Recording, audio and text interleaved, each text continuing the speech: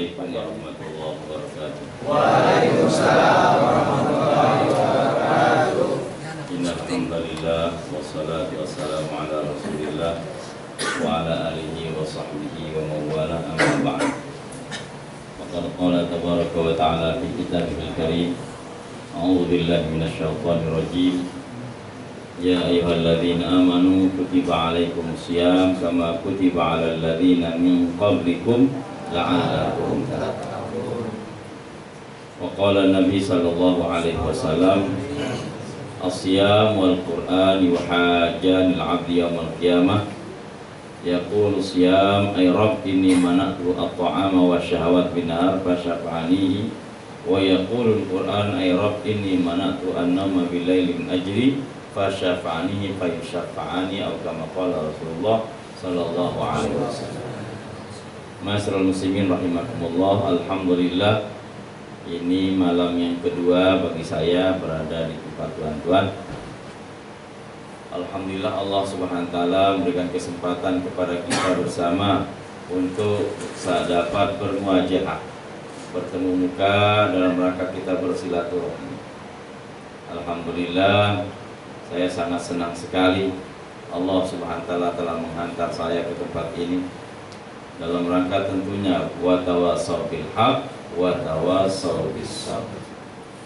Suatu ketika baginda Nabi Muhammad SAW pada malam Ramadan bersabda kepada para sahabat, uhduru al-mimbar, silahkan merapatlah ke mimbar. Maka akhirnya kami merapat. Tapi yang menakjubkan, kata Ka'ab al-Ujrah radhiyallahu an, ada sesuatu yang lain daripada yang lain. Mimbar Rasulullah itu tingkatnya 3. Jadi mimbar itu asalnya kalau dulu orang tua kita di kampung-kampung itu kan tingkat 3 itu. Sekarang kok kayaknya nggak laku gitu. Biasanya kita pakai mimbar mihrab begitu kayak podium gitu. Biasanya mimbar tangganya 3. Kemudian ketika Abu Bakar As-Siddiq dan Rasulullah biasanya kalau memberikan tausiah duduknya di tangga yang ketiga. Ketika Khalifah Abu Bakar dilantik sebagai khalifah untuk menghormati kanjeng Nabi, beliau duduk di tingkat kedua. Kemudian ketika Umar bin Khattab menghormati Rasulullah dan Abu Bakar, beliau duduk di tingkat pertama. Lah ketika Utsman bin Affan ditambah 2 lagi menjadi 5. Apa artinya lah ini kok enak sekali 5 tingkat. Ini Utsman kok melangkahi Rasul. Pikir saja, kalau Utsman bin Affan tidak beristihad seperti itu, ya beliau kan bisa turun di lantai. Lah besok Sayyidina Ali apa harus gali? Langsung tangannya saja di atas gitu. Ya. Lah kita sudah di dalam sumur. Khotib dalam sumur gimana? Itulah istihad. Kita kalau hari ini gampang banget bilang bid'ah. Itu subhanallah melalui istihad yang matang. Subhanallah. Maksudnya untuk tidak menjadi beban ke belakangnya. Kemudian ketika Rasulullah menaik tangga yang pertama beliau mengatakan amin. Menaik tangga yang kedua mengatakan amin. Menaiki tangga yang ketiga belum mengucapkan amin lah. Maka selesai khutbah, kami datang menghubungi beliau dan bertanya, ya Rasulullah, ajibna mimma tasna hadhihi lailah. Kami begitu heran dengan apa yang baginda Nabi SAW laksanakan malam hari ini. Apa ada syariat baru? Kok setiap naik tangga itu mengucapkan amin? Baginda Nabi Muhammad SAW menjawab, sesungguhnya tadi ketika saya naik tangga itu malaikat Jibril alaihissalam datang kepada saya. Kemudian mengatakan, Muhammad tolong aminkan, saya mau berdoa. Maka saya ngaminkan. Bayangkan, yang berdoa siapa?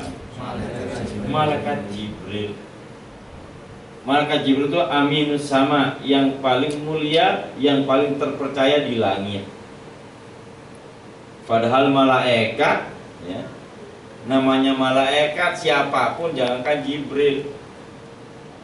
Misalnya ada malaikat namanya Amin aja, subhanallah, makbul semua doa malaikat itu makbul. Apalagi ini malaikat Jibril alaihissalam yang paling terpercaya, muta'in sama amin, firman Allah, yang ditaati oleh seluruh ahli langit dan dinamakan Al-Amin juga. Yang mengamini siapa? Aminud dunia, yang paling terpercaya di dunia, Sayyidul awwalin wal akhirin, bahkan menjadi penghulu yang nabi terdahulu sampai yang terakhir. Doa beliau pun makbul, yang berdoa pun makbul. Artinya apa?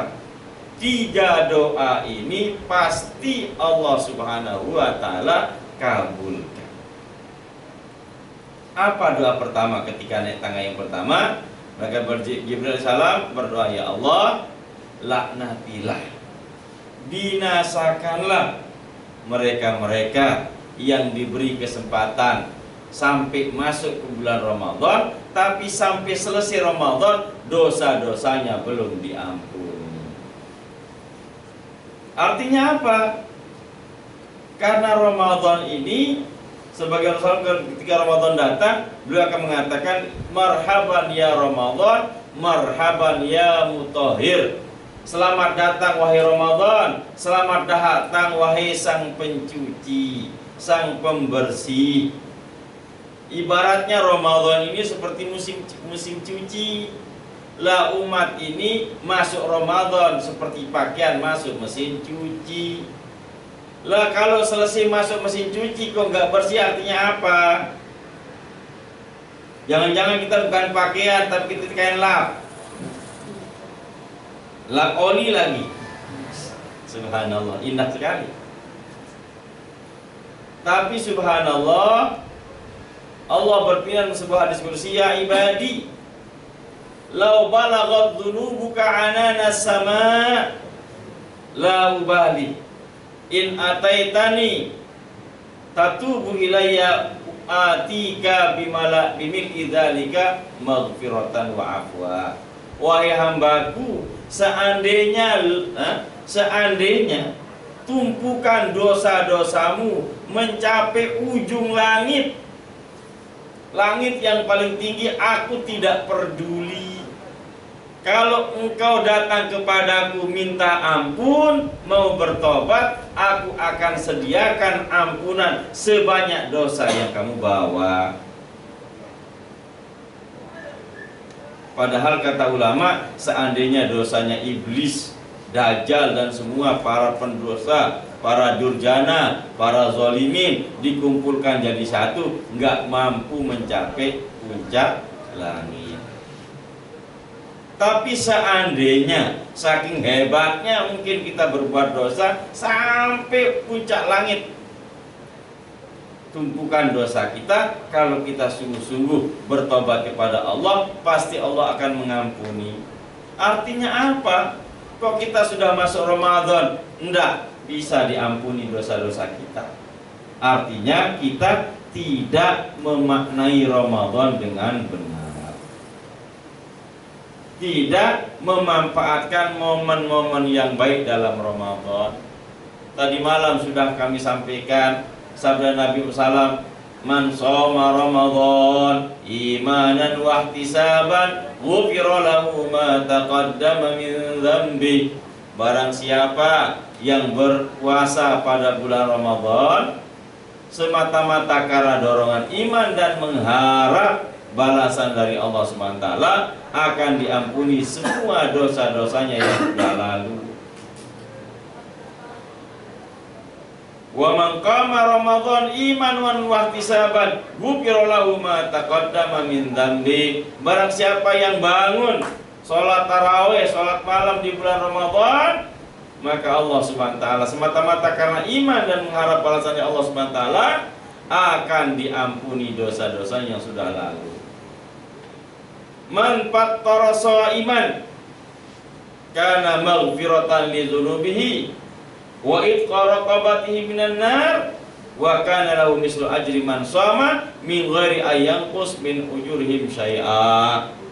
Barang siapa yang memberi orang berpuasa untuk berbuka, ya, memberi sesuatu orang untuk berbuka puasa, maka itu akan menjadi ampunan bagi segala, penghapus segala dosa-dosanya, akan menjadi pembebas jiwanya dari neraka, dan dia mendapatkan pahala yang sama dengan orang yang berpuasa tersebut tanpa mengurangi jatah pahala orang tersebut. Sudah berapa itu? Ya, sudah berapa? Ya, sudah 3 kesempatan menghapus dosa. Sudah 3 kesempatan. Yang namanya memberi buka ini nggak mesti komplit. Sahabat bertanya, ya Rasulullah, laisa kuluna najidu ma yufattaru bihi shaim. Enggak semua kami mampu ya Rasulullah untuk memberi orang berbuka. Maka Rasul bersabda, ya yidudzalika ala man fattara shaiman ala jur'atama'in aw madzaqqata labanin aw sidqi tamrotin. Pahala tersebut, keutamaan tadi akan didapatkan walaupun misalnya mampunya hanya memberi orang berpuasa minuman cuman seteguk air putih, atau seisapan susu, atau korma sepotong. Subhanallah. Jadi nggak mesti mewah, yang penting bisa membatalkan puasa orang dan tidak haram. Ya,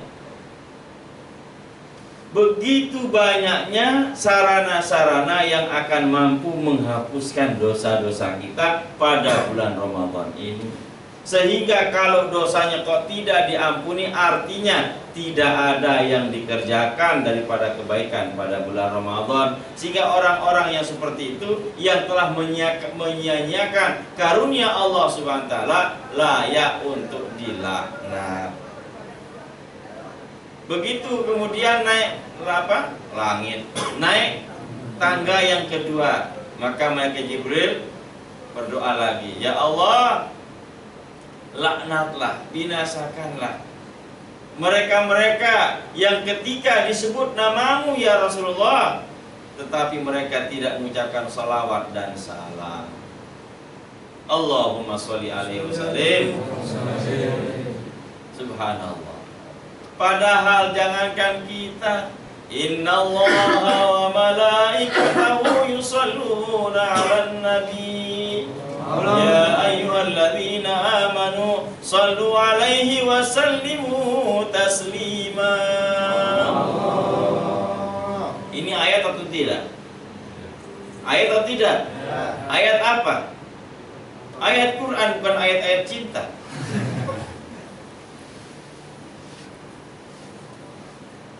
Subhanallah. Sesungguhnya Allah dan para malaikatnya membaca sholawat dan salam atas baginda Nabi Muhammad SAW. Apa iya kita ini memang siapa? Lebih hebat daripada malaikat? Nggak mau bersolawat kepada baginda Nabi Muhammad SAW. Ini baca sholawatnya semangatnya ketika sholat witir terakhir aja. Ya orang mau langsung salam-salaman. Kalau rekan pertama masih belum kencang. Allah, salu sunat tarawih rakaataini atabakumullah, kalau belum mau begitu. Salatu salam kecil suara. Tapi kalau salu sunatal witri rakaat rahimakumullah, salatu lahum, Allahumma sholli ala sayyidina, Allahumma sholli, mau salam-salaman. Ya Allah, Allah dan malaikatnya membaca sholawat kepada baginda Nabi Muhammad sallallahu alaihi wasallam. Loh kok kita cuek-cuek saja, kita nggak tahu apa pengorbanan kasih sayang baginda Nabi Muhammad SAW kepada umat. Beliau sampai rela kelaparan, jatuh miskin demi perjuangan, memperjuangkan agar jangan sampai ada satu saja umat beliau masuk ke nerakanya Allah. Beliau menghendaki kalau bisa seluruh umat beliau masuk ke dalam surganya Allah Subhanahu wa taala. Nah, umat Nabi itu siapa? Apa umat Islam hari ini juga saja? Bukan. Semua manusia yang hidup setelah beliau diutus dari Nabi itu adalah umat beliau. Jadi umat itu ada dua, ada namanya ummatul ijabah, ada namanya ummatul dakwah. Ummatul ijabah atau ummatul istijabah adalah umat yang sudah menjawab seruan Rasul, itu umat Islam. Ummatul dakwah umat yang masih perlu diajak untuk masuk ke dalam Islam. Mereka juga itu menjadi buah pikir baginda Nabi Muhammad SAW. Sampai ketika duduk satu ketika lewat jenazah, maka Rasulullah menangis. Salah saya ya Allah, ya Rasulullah, ini orang Yahudi. Justru karena dia mati masih belum berislam, belum beriman. Jangan-jangan ini kesalahan saya yang belum sungguh-sungguh menyampaikan agama kepadanya. Lah hari ini subhanallah, saudara kita yang muslim saja masih cuek-cuek. Ya musola sudahlah, salam sama malaikat. Ucapkan salam sama malaikat. Bilang aja entah kalau ya ada salam balik dari malaikat maut. Insya Allah besok pagi-pagi akan datang. Yo nggak bohong kita. Karena dari sekian sahabat yang paling kental, yang paling akrab, yang paling rajin mengunjung itu malaikat maut. Tidak kurang 70 kali dia nyambangi kita setiap hari. Mau menjenguk kita sambil melihat, sudah tiba belum masanya, kapan lo mau pergi. Jadi bilang aja ntar ya kalau ngajak, ya kita ke masjid. Ya, kita ke masjid. Bilang salam sama malaikat, iya. Baliknya ada salam dari mana? Malaikat maut. Tunggu aja dia mau datang, insya Allah dia nggak bisa tidur sepanjang malam. Ya, kepikiran juga. Sehebat-hebat manusia namanya kematian itu tidak ada yang bisa menolak. Jadi itu subhanallah. Beliau telah bekerja seperti itu. Beliau ingin semua manusia selamat.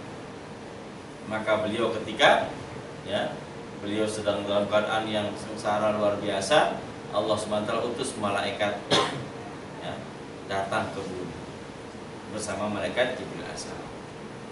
Ya Rasulullah, ini malaikat yang belum pernah turun, yaitu malaikat Israfil. Yang katanya kemarin lagi ribut kan? Ya, malaikat Israfil lagi gladi resik.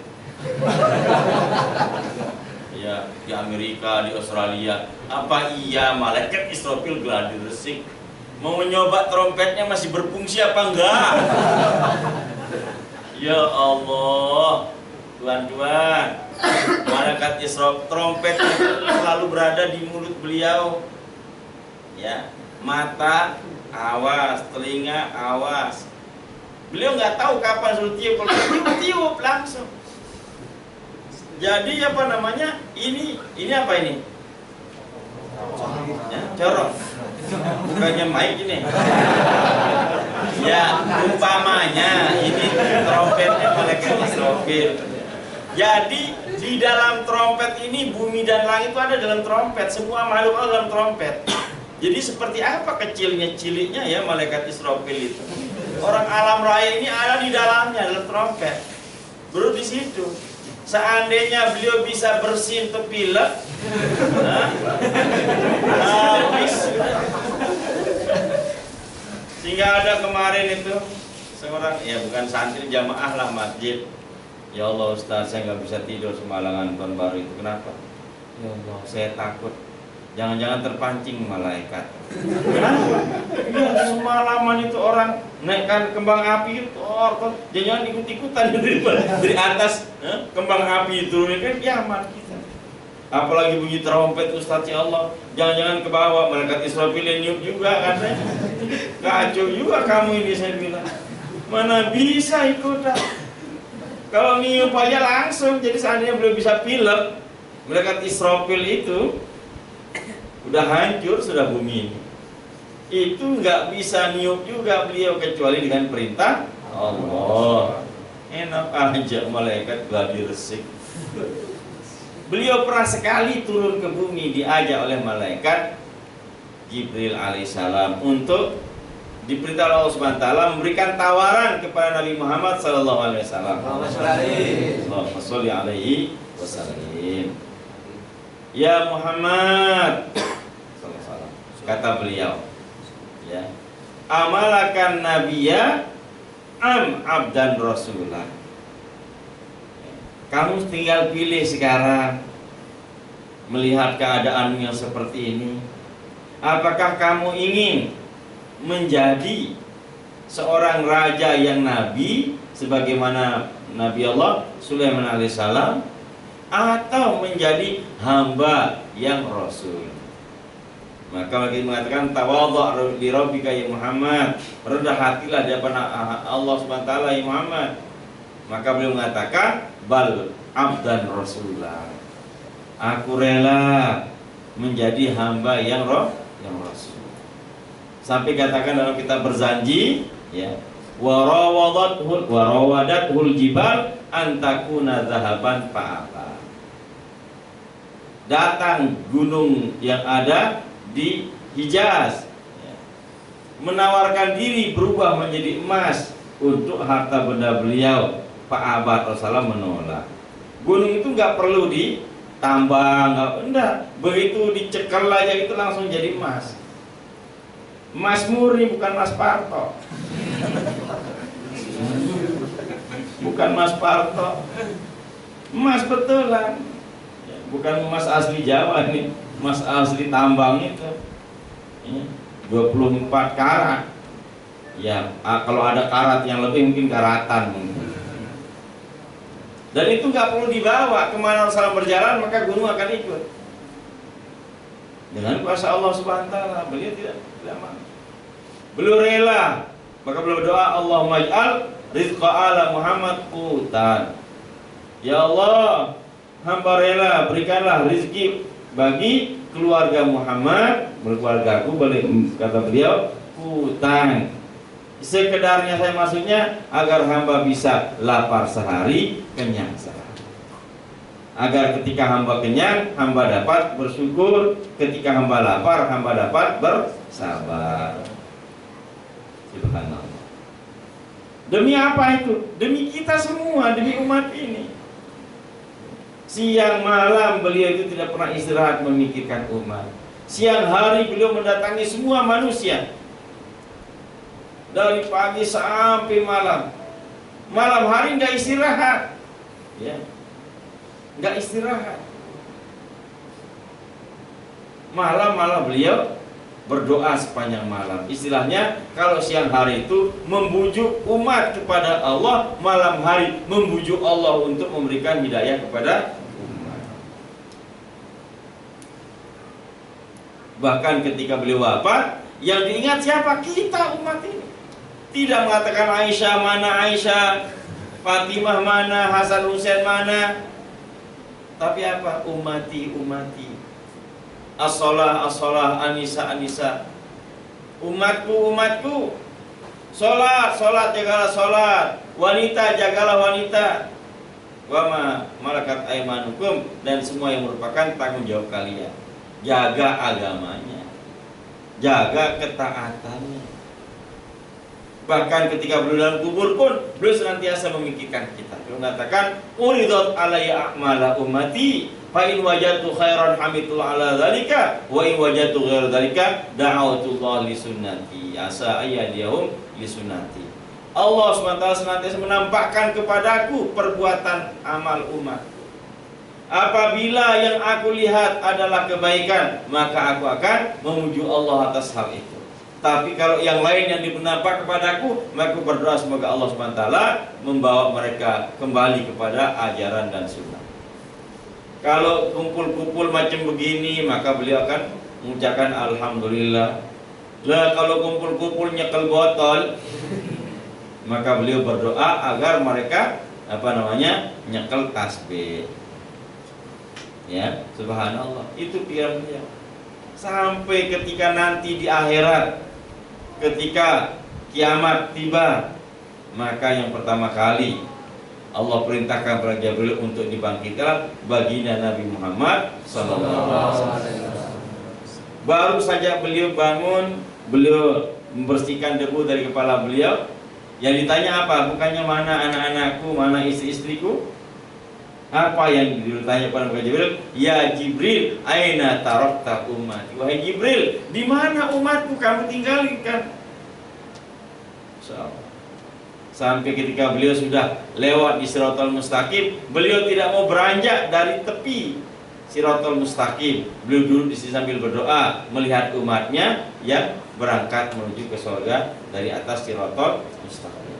Allahumma Rabbi salim salim, Allahumma Rabbi salim salim, ya Rabb, ya Allah selamatkanlah umatku, ya Allah selamatkanlah umatku, ya Allah selamatkanlah umatku. Begitu dahsyat cinta beliau kepada kita sehingga beliau ya layak untuk senantiasa kita doakan dengan banyak-banyak mengucap sholawat dan salam. Bahkan subhanallah, misalnya kalau saya membaca sholawat atas ya Mas Lalu, Allahumma sholli ala Lalu misalnya, boleh enggak? Ya boleh, haram. Tapi man sholla alaiya sholatan, sabda Nabi sallallahu alaihi wasallam, barang siapa membaca sholawat sekali atasku, maka Allah subhanahu wa ta'ala akan membalasnya dengan membacakan sholawat 10 kali kepada kita yang membacanya. Mari kita bersolawat. Allahumma sholli ala sayyidina Muhammad wa ala ali sayyidina Muhammad. Yang ketiga doa. Masih boleh? Belum ngantuk? Belum. Orang libur kan? Libur. Libur tidur dong kalau begitu. Yang terakhir ketika beliau naik tangga yang ketiga, maka kemudian beliau kata amin lagi. Maka tadi yang ketiga malaikat Jibril salam mengatakan, ya Allah, laknatlah, binasakanlah mereka-mereka yang diberi kesempatan oleh Allah Subhanahu wa taala sama-sama sampai tua berjumpa dengan kedua orang tuanya atau salah satu di antara mereka, tapi tidak bisa memasukkan mereka ke dalam surga. Orang tua kita ini adalah surga bagi kita dan juga neraka kita. Jadi kita cepat sampai ke surga dengan orang tua kita. Kalau kita membuat orang tua kita ridho, orang tua kita senang, surga bagi kita. Ridho Allah fi ridhal walidain, wa suhtullah fi suhtil walidain. Keridhaan Allah bergantung keridhaan kedua orang tua kita. Kemurkaan Allah bergantung kemurkaan kedua orang tua kita. Maka ketika kita diberi kesempatan untuk membalas budi kepada orang tua dengan diberikan kesempatan orang tua kita masih hidup bersama kita, sama-sama tua dengan kita, maka itu kesempatan kita untuk meraih surga. Kita bisa telaten merawatnya ya. Karena orang tua, Masya Allah, dalam surat Yasin yang biasa kita baca, wa man nu'ammirhu nunakkishu fil khalq. Orang kalau diberikan umur panjang, pasti kejadiannya, kebiasaannya akan berkurang. Manusia itu sampai pada satu puncak, kemudian turun. Kalau orang tua itu biasanya kayak bayi lagi, rewel, sama kayak anak kecil. Tapi kalau anak kecil rewel malah kita senang. Lah kalau orang tua kita rewel, itu cobaan. Kita ngomong kecil nggak didengar, ngomong besaran dikit sakit hati dia. Lo kira gue budak apa katanya? Padahal emang budak. Itulah orang tua. Mampukah kita tetap tersenyum? Karena itulah nanti yang akan menjadikan apakah orang tua kita ini puas dengan kita. Kadang-kadang Masya Allah dia mandi tidak bisa, harus dimandiin ya. Rambutnya penuh jadi taman kebun binatang bagi kutu karena nggak pernah disampaikan, maka harus disampaikan seperti kita waktu kecil ya. Seperti itu. baru selesai makan kadang-kadang minta makan, katanya belum dikasih makan. Padahal baru saja piringnya diambil. Nggak pernah dikasih makan saya, katanya. Loh, tadi yang makan cuma setengah, banyak yang kesana kemari, ya makanannya ya, seperti anak sudah. Itu mampu nggak kita tetap merawat dia dengan baik? Kalau kita mampu merawat dengan baik dan dia tetap dalam keadaan senang, maka itu sorga bagi kita. Tapi kalau akhirnya kita menyakiti mereka, ya udah tuwe aja nyusahin gitu, masya Allah, itu neraka bagi kita. Jangan sampai hatinya kecewa. Subhanallah. Pantas Rasulullah bersabda, barang siapa yang memandang wajah orang tuanya dengan penuh kasih sayang, maka Allah Subhanahu wa taala memberikan kepadanya pahala haji dan umroh yang mabrur. Umar bin Khattab macam protes, ya Rasulullah, izan natakasar ya Rasulullah. Kalau gitu kan banyak banget kita mendapatkan pahala haji. Ya sehari kan berkali-kali kita bisa melihat wajah orang tua kita dan senyuman kan. Tapi biasanya kita kalau datang senyum-senyum itu ada maunya. Pak, jualin dong cucunya minta motor itu. Itu sawah di sana itu ada yang tanya itu. Baru datangnya senyum, masya Allah. Tapi mampukah ketika dia ngompol di tempat tidurnya, ketika dia buang hajat di tempat tidur, mampukah kita memandangnya dengan kasih sayang? Saat seperti itulah maka pahala yang seperti haji dan umrah yang mabrur. Lah kalau cuma datang ketika ada maunya senyum-senyum, itulah dapat haji mabrur. Jadi subhanallah, banyak-banyak datang kepada kedua orang tua. Kalau sungguhnya kita ini nggak punya apa-apa, kita punya harta itu punya orang tua kita, orang diri kita saja punya orang tua kita. Maka yang pertama kali harus kita cek bagaimana hajatnya, apakah sudah terpenuhi. Jangan lupa, itu yang paling utama bagi kita. Yang paling utama bagi kita adalah orang tua kita. Jangan sampai dia kecewa. Maka tadi dikatakan oleh malaikat Jibril, ya Allah, laknatlah, binasakanlah mereka yang diberikan kesempatan bersama hidup dengan orang tuanya ketika sudah sama-sama tua, ya, tapi tidak dapat memasukkannya ke dalam surga. Artinya apa? Allah berikan kita kesempatan, peluang emas untuk berusaha menjadikan diri kita ini, ya, masuk surga dengan mudah. Bahkan kemarin kita baru dengar di Saudi kakak beradik, ya, sampai masuk pengadilan. Karena gara apa? Karena mereka memperebutkan siapa yang paling berhak untuk merawat ibunya yang sudah tua. Itu orang yang paham seperti itu. Bahkan dulu ada seorang soleh sampai dia rela, saya boleh tidak mendapatkan harta warisan, yang penting orang tua yang sudah tua ini saya yang rawat.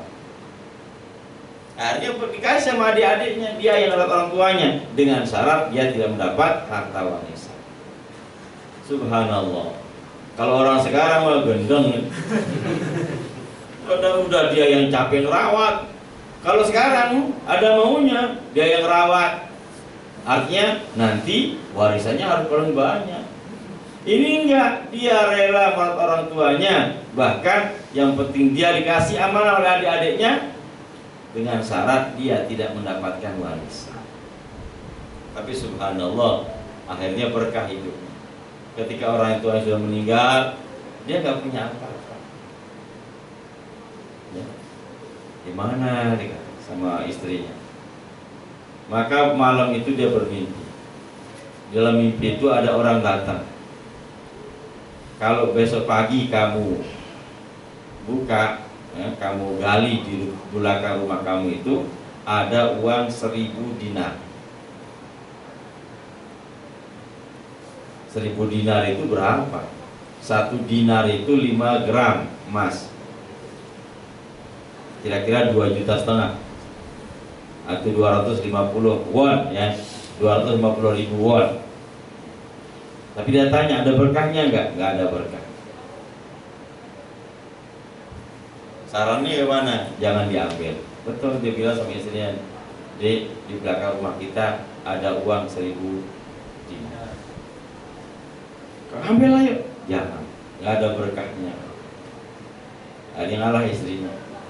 Besok malamnya mimpi lagi, di belakang rumah kamu ada uang 100 dinar. Ada berkahnya? Nggak ada. Jadi nggak diambil juga. Istri bilang, ayo ambil sudah. Kemarin 1000 dinar nggak jadi ambil. Besok kurang lagi. Akhirnya nggak diambil juga. Akhirnya betul. Begitu malam yang ketiga mimpi lagi, di belakang rumah kamu ada uang, cuman 10 dinar. Ada berkahnya? Ya ada.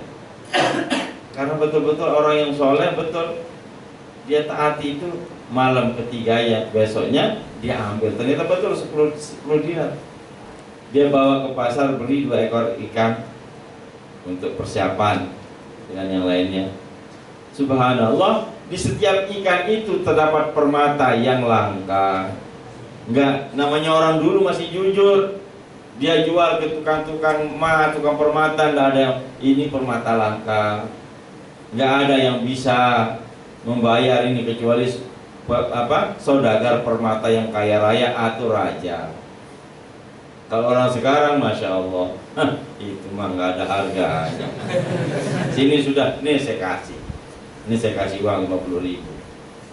Syukur-syukur deh, saya kasihan sama kamu. Kan gitu ya. Padahal itu mahal Allah. Namanya orang sekarang. Dulu nggak jujur. Hanya betul, dia pergi ke istana dan dia jual. Dia dikasih 1 karung uang dinar. Itu karena apa? Keberkahan. Merawat orang tua, walaupun tidak dapat harta warisan, tapi dia mendapatkan keberkahan. Belum lagi di akhirat, di dunia sudah didapat persembahan. Inilah 3 doa. Maka hendaklah kita meyakini semua 3 hal ini sangat berat bagi kita. Maka mari pertama, Ramadan jangan sampai kita sampai selesai Ramadan kok enggak belum diampuni dosa kita. Maka berbuatlah sebaik-baiknya. Tingkatkan semua amalan kita selama Ramadan. Yang kedua, mari kita perbanyak sholawat dan salam kepada baginda Nabi Muhammad SAW. Tentu saja kita harus belajar untuk meningkatkan lagi sunnah-sunnah beliau, kita amalkan dalam kehidupan sehari-hari. Dan yang terakhir, kita berbakti kepada kedua orang tua. Wallahu a'lam bishawab. Subhanallah wa bihamdihi, subhanakallah wa bihamdika, asyhadu an la ilaha illa anta, astaghfiruka wa atubu ilaik. Wassalamualaikum warahmatullahi wabarakatuh.